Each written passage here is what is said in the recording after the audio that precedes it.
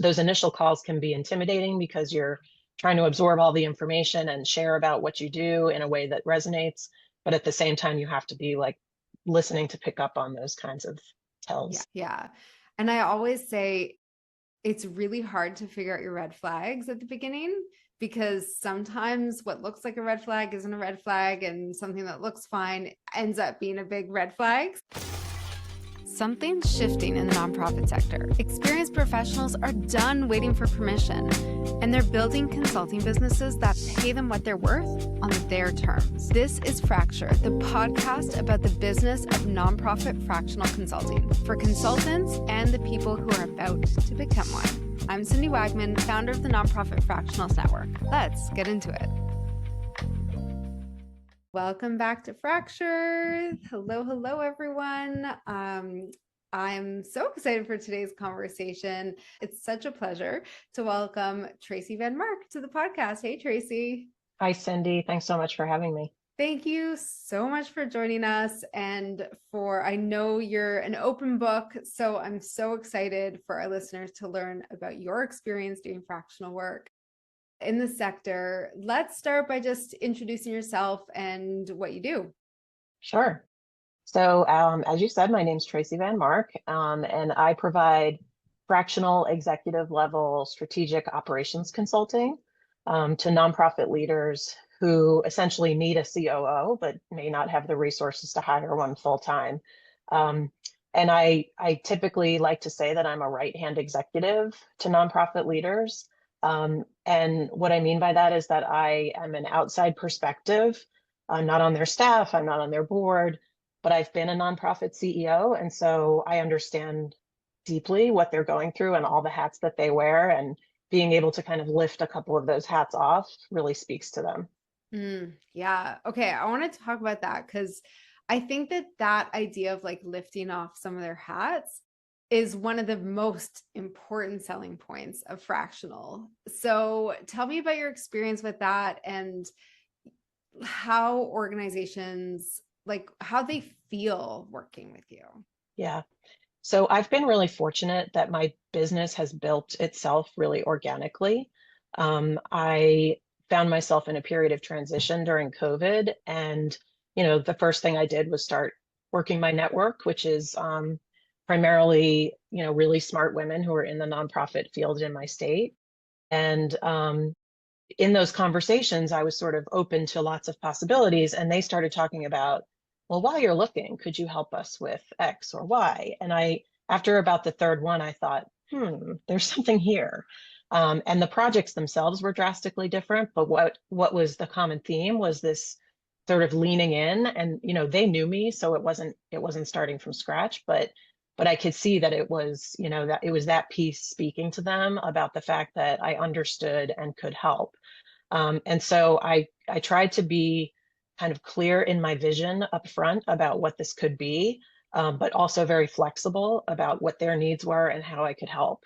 And so I think, each project is pretty different, but there are trends, and I'm in my 5th year of business now. And so starting to see more trends in terms of the actual work. But from the beginning, it was clear to me that, I always say my clients are the nonprofit CEO or executive director, not the nonprofit itself, but that person, and build a partnership right from the beginning. I love that because, yeah, it really is about making their lives as a leader easier. And yes, serve the nonprofit, but really, Sure. You're fulfilling a role that they otherwise wouldn't have in-house at this point. So, right. And even when I work with their boards, I still feel like it's the nonprofit leader that's my client, and yeah. I'm helping them extend themselves towards governance in ways that they may not have the capacity for at the Yeah. moment. Yeah. And they need someone in their corner. Really. Yes, Like, I feel like especially that's now. such, yeah, especially now, but really ever. I mean, now Mhm. everything is being amplified or magnified, but really it's such a lonely position being that Yeah. ED or CEO.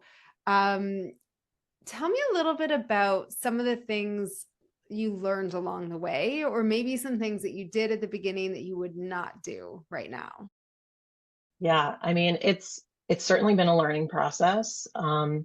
And, I kind of went in with this concept of fractional and didn't really have a lot of direct, not experience, but like perspectives I could draw upon because I knew it existed, but I didn't really know anyone who was doing it myself or themselves.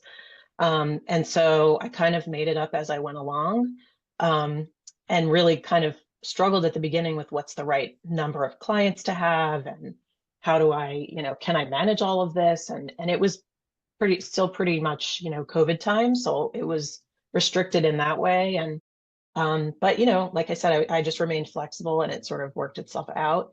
There was, I would say the one client that I had kind of the deepest fractional relationship with over the course of probably 5+ years.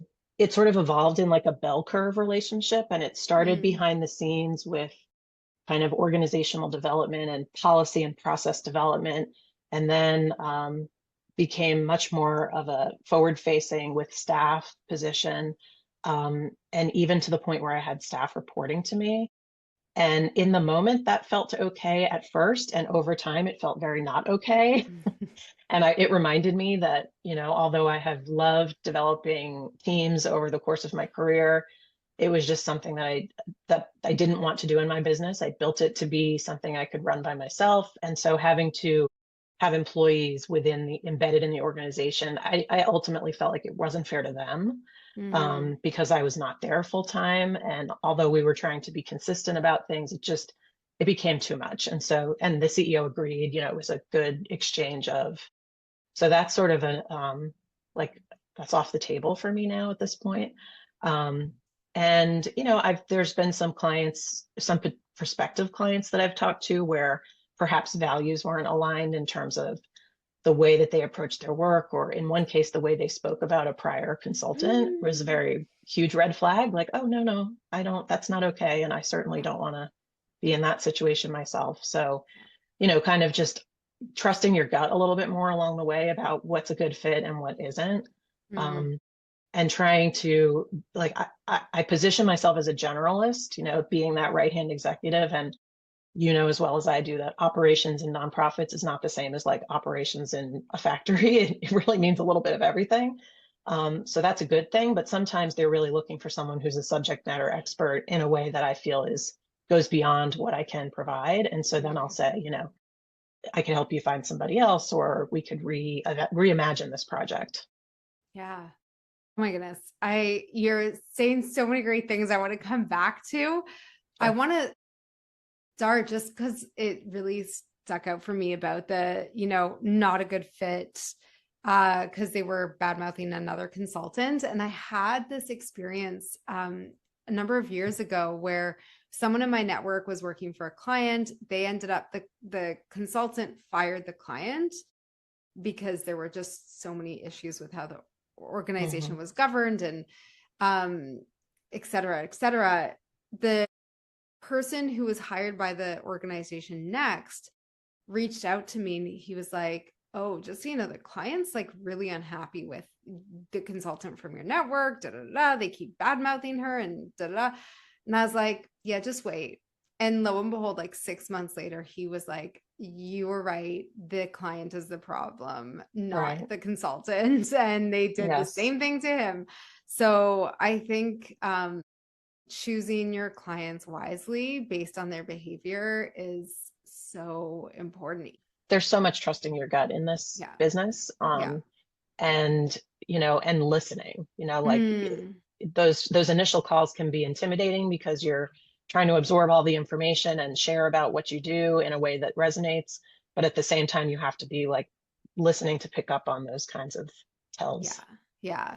And I always say it's really hard to figure out your red flags at the beginning because sometimes what looks like a red flag isn't a red flag and something that looks fine ends up being a big red flag. So Yes. I'm Well said. curious. I'm curious from your experience, what are the things that you pay attention to? A, like obviously bad mouthing other consultants and probably just bad mouthing anyone. But are there Mhm. any other red flags that you have sort of picked up the hard way?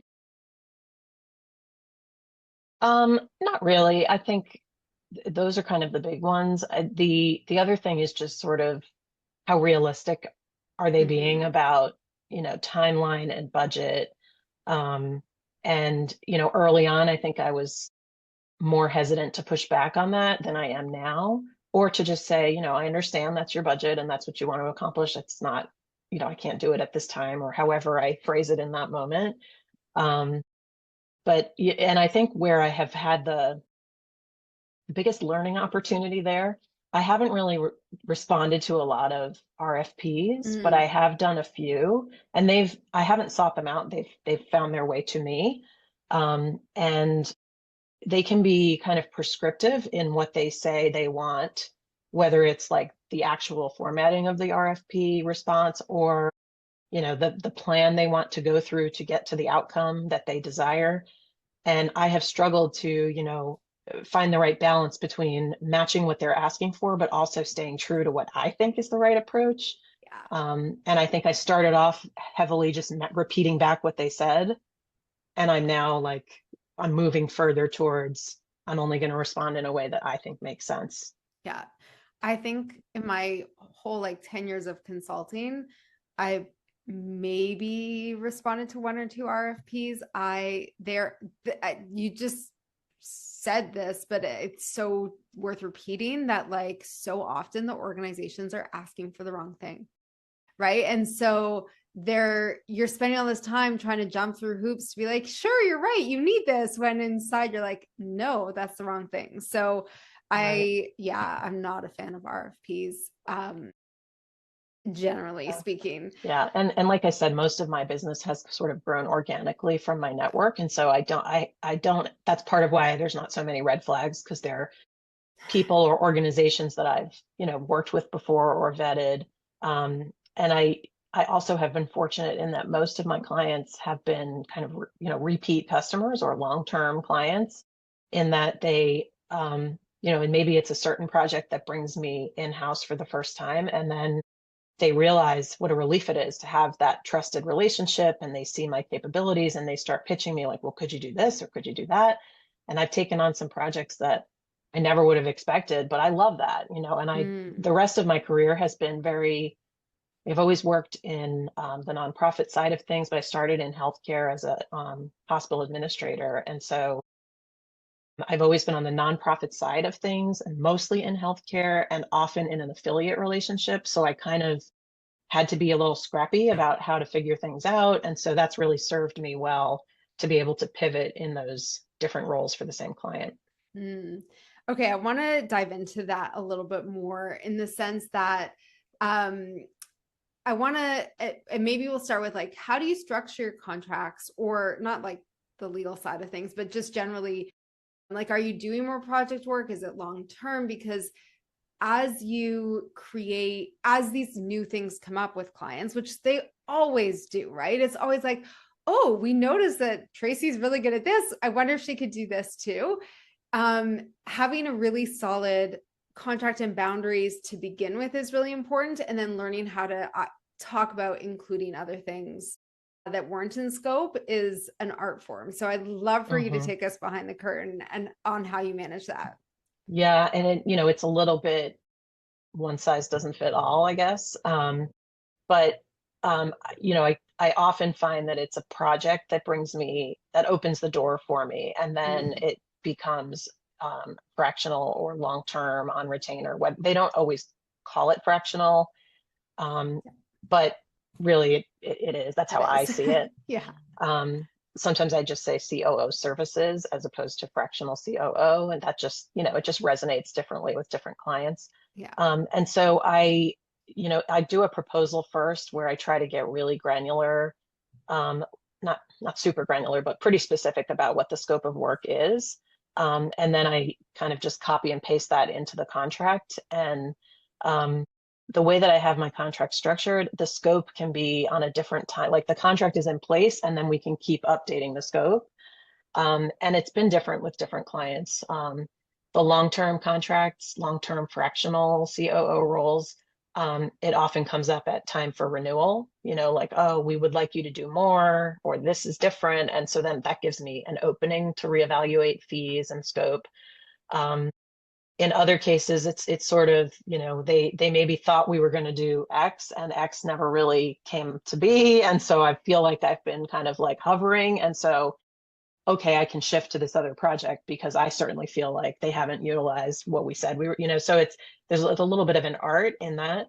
Um, and, another time just sort of worked out that a long-term contract had ended and then they had a leadership transition and asked me to do something else. So in all things with my business, I've tried to like just be zen about the timing of things because, as you know, with fractional, like it's awesome in that it's consistent income and not a lot of clients and really meaningful deep work. But if you lose one or if one ends, then you're sort of like, ah. And so um, I just have found that stressing about that doesn't really change it. And so I've tried really hard to just, you know, say yes to as many things as possible and see what happens. And in most cases, the timing has just sort of worked itself out. I wish I could say I had some great No, insight I into love that. how, but it just has happened that way. And there was Yeah. there was one moment in time this past summer where I had a lot of balls in the air and a lot of projects that they were fractional for me, but they were kind of like alliance or collaboratives of different organizations. So they didn't have a staff. And I Mm. was essentially I was facilitating, but I was also scheduling and I didn't have an assistant. And I was like, it's time. So I now have a virtual executive assistant who really helps me be able to take on more because she's obviously pulling a lot of that stuff off my plate. Especially when I don't sort of inherit an admin support through the fractional organization that I'm supporting. Yeah. Oh, again, like so many nuggets in what you said, like that could go in any different direction. But because I actually had a question from before in terms of like what you find your sweet spot is in terms of the number of clients. But I also want to talk about this idea of like just trusting. I see so many people stress out, not because they don't have enough potential clients, but sometimes they feel like they have too many. And I agree, like it always does kind of just shake out and work out the way, like trust yourself. So I want to underscore that because I see so many people stress about it. But I do want to talk about your sort of like ideal client load. How, how do you have like a sweet spot number? Is it a certain amount of fractional, a certain amount of projects, or how do you think about that? Yeah, I find 3 to 4 fractional works for me, especially because they're so different. In some cases, it's really more of a coaching kind of role with that CEO, where there isn't a lot of like hands-on producing of things. In other cases, it's like doing a lot of supporting of grant writing or grant strategy or funding strategy, and it's much more time intensive. So I have to look at the specifics of the project and what they are. But I feel like that sort of supports me. And then I mostly use project work as a way to get into a new organization or to fill a hole. Like right now, I've got a couple of long-term contracts they're on the bottom part of that bell curve. And at the same time, some new opportunities have popped up that are at a minimum, keeping me busy during the switchover, and at a maximum are going to turn into fractional clients. Awesome. Yeah. I feel like that's something we don't talk about as much, this sort of like smaller entryway into working with an organization, but it does work really well for some consultants where you're just like organizations are really reluctant to commit. And so it gives you a little bit of building that relationship. Have there been any other benefits we haven't talked about with that sort of, or do you want to talk a little bit about that strategy in terms of um like how do you use that as a time for you to assess as well if you're interested in the client? Yeah, that's a good point. Um, Sometimes it's strategic planning, and it's not my favorite thing in the world to do, especially as a standalone. But if I know that there's the potential to work long term, my sweet spot is the bridge between strategy and implementation. And Mm. so I sort of always come to it with that lens anyway, but then I can sort of like craft like, well, you'll want to do this. I could do this. So you're sort of setting yourself up in that way. Another thing that has really spoken to clients, especially in this time frame that I've been building my business sort of post-COVID, with so many changes in the way people work in general, is coming in to do some like HR policy work or process improvement type work. And again, that generalist approach that I take kind of lets me flex into that. But I mean, an executive director who can like hand off their HR policy manual that they feel like at one point this made sense, now it doesn't make sense and no one's following it anymore. And like I can absorb all of that like angst and then also give them back something that they can check off their list, Yeah. So, and then they're like, they don't want to let me go. And I've had people say that, like, I'm not willing to give this up. I love being able to lean on you and talk to you and you understand.